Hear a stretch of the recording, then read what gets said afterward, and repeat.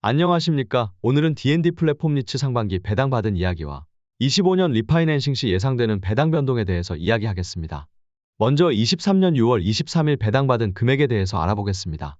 이번 배당은 삼성증권에서 264만 ISA에서 21만, 그리고 대신증권 계좌에서 약 10만 원에서 총 295만 원 정도 받았습니다. 보시다시피 D&D 플랫폼 니츠는 분리과세 신청한 부분에 대해서는 9.9% 분리과세가 되었으며 약 146만 원의 금액에 대하여 분리과세가 되었습니다. 과세계좌에서 올해 총 711만 원 배당을 받았지만 분리과세 덕에 종합과세 대상은 아직 564만 원 정도만 되고 있습니다. D&D 플랫폼 니츠는 계속 추가 매수 중이므로 다음 분기에는 더 많은 배당을 받을 수 있을 것으로 보입니다. 이제 D&D 플랫폼 니츠의 25년 리파이낸싱 금리와 배당의 관계에 대해서 이야기하겠습니다.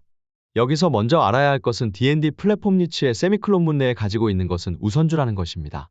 우선주 90%를 2,105억 원을 투자했고 보통주 10%는 스폰서에서 투자를 했습니다. 그래서 종류 주식에 대하여 5년까지는 연 6.25%의 배당률을 그 이후에는 매 5년마다 0.3%씩 가산하게 되어 있습니다. 즉 6.55%의 배당을 25년 6월부터 지급해야 합니다. 그리고 어느 사업연도에 우선주에 이익 배당을 미치지 못하는 경우 누적된 미배당분은 다음 사업연도에 배당 시 우선적으로 또 배당해야 합니다. 즉 배당을 주지 못할 경우 기억해 두었다가 다음에 다시 돌려받는 구조입니다. 그렇다면 먼저 이번 반기 우선주와 보통주 배당을 보겠습니다. 보시다시피 D&D 리츠는 세미클론 문내에서 66억을 수취하였고 보통주 지분에 대한 배당은 SKD&D와 코람코 주택도시기금에 약 24억 원을 지급하였습니다. 여기에 더해 세미클론 물내 임차인 계약 조건을 보면 12개월마다 2.5%, 2.2% 인상 등의 조건이 있습니다. 두 계약의 점유면적 26.9% 그리고 21.8%의 지분입니다. 다른 계약들도 이런 식으로 계약을 했다고 볼 때 세미클론 물내에서 나오는 배당금 총 90억에서 보수적으로 잡아서 연 2.2%의 임대료 상승을 계산 시 연마다 2억씩의 임대료 상승이 있을 것으로 예상되고 2년 후 리파이낸싱 시 4억의 임대료 상승을 예상합니다. 그러면 반기에 2억씩은 더 임대료를 줄 수 있고 보통주에 대한 배당은 26억이 될 것으로 보입니다. 요즘 임차 만료 시 10% 이상의 상승된 금액으로 임대차를 재계약하고 있기 때문에 이것도 최대한 보수적으로 계산한 것입니다. 그리고 25년부터는 2,105억 투자에 대한 6.55%인 반기당 69억 정도를 줘야 하고 전보다 약 3.16억을 반기마다 더 줘야 합니다. 이를 이용해서 대출금리에 따른 이전 2.7%에서의 대출이자 금액과 리파이낸싱 시 대출이자 금액 차이를 이용해서 계산해보면 4%의 금리로 계약 시 반기당 대출이자의 추가 부담은 23억이 되고 26억의 보통주 배당분을 다 녹이고 나면 3억이 남음으로 0.3% 상승된 6.55%의 금리로 우선주 배당을 받을 수 있게 됩니다. 이 경우 보통주는 26억 배당을 아예 못 받고 모두 우선주에게 지급해야 됩니다. 그리고 4.17%의 금리일 때 대출금액이 반기당 추가 대출이자가 26억이 차이가 나고 이렇게 되면 우선주는 전과 같은 6.25%의 배당을 받게 됩니다. 물론 보통주는 배당을 아예 못 받게 되고 오히려 다음에 배당 여력이 생기면 받지 못한 3.16억을 마저 받아야 합니다. 그때까지는 보통주는 배당 아예 못 받습니다.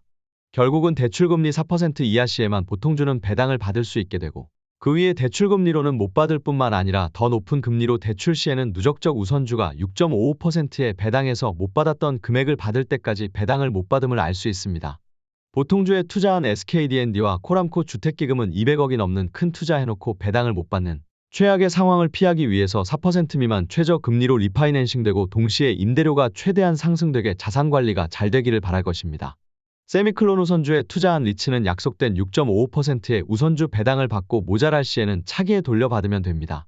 그래서 D&D 플랫폼 리츠 차입금의 반 이상을 구성하고 있는 3,547억의 대출에 대해서는 우선주에 투자한 리츠는 25년부터는 6.55%의 배당을 받을 테고 부족분이 만약 생긴다면 추후에라도 받을 테니 크게 걱정하지 않아도 될 것으로 보입니다. 걱정해야 되는 것은 보통주 투자자들입니다. 그리고 25년 나머지 배감 이후에 대한 대출 618억의 배당은 대출금리를 보면 3.95%입니다. 일단 금액도 크지 않고 고금리로 계약되었기 때문에 리파이낸싱 시 크게 영향을 미치지 않을 것으로 보이며 세미클론 물내의 우선주 배당 상승분이 있기 때문에 25년에는 다시 배당금이 상승할 것으로 예상됩니다. 금리가 미쳐서 25년까지도 계속 올라가는 극단적인 상황이 펼쳐지지 않는 이상 너무 걱정할 필요는 없는 것 같습니다. FOMC의 예상도 있고 2024년 11월 미국 대통령 선거까지 있어 극단적인 금리 정책을 2025년까지 계속 유지하는 것은 확률상 희박하다고 개인적으로 생각합니다.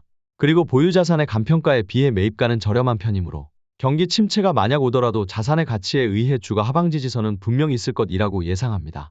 저는 D&D 플랫폼 니치 저점이라 생각하고 절세 계좌에서 계속 수량 늘려가고 있으며 언젠가 금리가 안정되고 자산과 배당의 본질 가치를 인정받으면 주가도 제자리를 찾을 수 있을 것이라고 믿습니다. 지금은 좀 힘든 구간이긴 하지만 사실 리츠도 부동산 투자이기에 장기적으로 봐야 할 것 같습니다. 오늘도 제 이야기를 들어주셔서 감사합니다. 이상 월세 배당겜이었습니다. 구독과 좋아요도 부탁드립니다.